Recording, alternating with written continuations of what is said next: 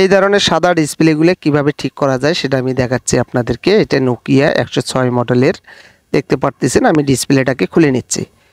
তো আমি ডিসপ্লেটাকে খুলে নিয়ে দেখব, এই যে দেখুন কত ময়লা জমে গেছে, পানি পড়ে গেছিলো, এই যে দেখুন ময়লা জমে গেছে, যেহেতু এটা ঢালাই ডিসপ্লে। তো আমি ডিসপ্লেটাকে এভাবে টান দিয়ে খুলে নিলাম, দেখতে পারতেছেন অনেকগুলো মোর্চা পড়ে গেছে। তো আমি পরিষ্কার করে নিলাম। তো একটু ঘষে নিচ্ছি, কারণ দেখতে পারতেছি এখানে একটা লাইন মিসিং আছে। তো আমি ভালোভাবে সোল্ডারিং করে নিলাম। তো সোল্ডারিং করার পরে এই যে একটা লাইন মিসিং হয়ে গেছে, এটা একটু ঘষে নিতে হবে। তো ঘষে এখান থেকে একটা তার, চিকন তার দিয়ে লাইনটা টানতে হবে, যেটা 5 নাম্বার লাইনটা।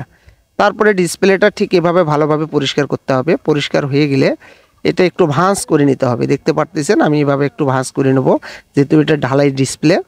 তো এই ডিসপ্লেগুলো ঠিক এভাবে লাগাইতে হয়।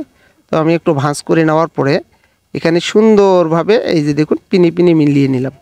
তারপরে এভাবে সোল্ডারিং করে নিতে হবে। আমি প্রত্যেকটা পিনের মাথা ভালোভাবে সোল্ডারিং করে নিচ্ছি। সোল্ডারিং হয়ে গেল। এখন আমি এই যে তারটা মিসিং গেছে, এটা আমি লাগিয়ে নিলাম। এখন আমি চালু করে দেখব যে ডিসপ্লের লেখাটা চলে আসছে কিনা। তো এখন আমি দেখতে পারতেছেন চালু করলাম, লেখা চলে আসছে খুব সহজে। এই ডিসপ্লেটা পরিবর্তন ছাড়াই ঠিক হয়ে গেল। এই ডিসপ্লেটাই ঠিক হয়ে গেল রিপেয়ার করে। তো আমি এখন সেটিং করে নেব, দেখতে পারতেছেন আমি সেটিং করে নিচ্ছি।